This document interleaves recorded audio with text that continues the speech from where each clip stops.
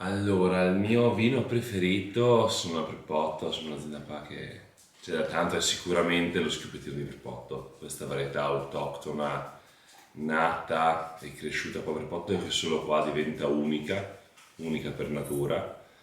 E il mio abbinamento preferito per lo Schiuppettino di Prepotto non c'è, perché è un vino con cui mi piace usare e con cui lo provo con qualsiasi tipo di cibo, dal primo al secondo, al contorno, al pesce. È un rosso, eh.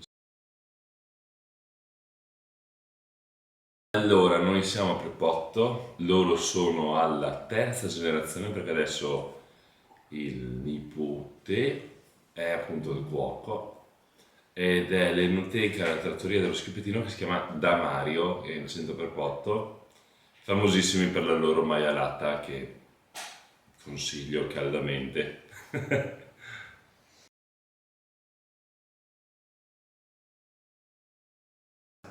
Allora, un consiglio su un prodotto alimentare, siamo in Friuli, io consiglio la gubana del panificio di Prepotto, qua attaccato, però non mi uccideranno, ma al cioccolato è una roba fotonica.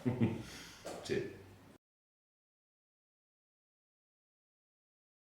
È un luogo da visitare, c'è, ok, sono a Prepotto, però Cividale la sera è tanto bella.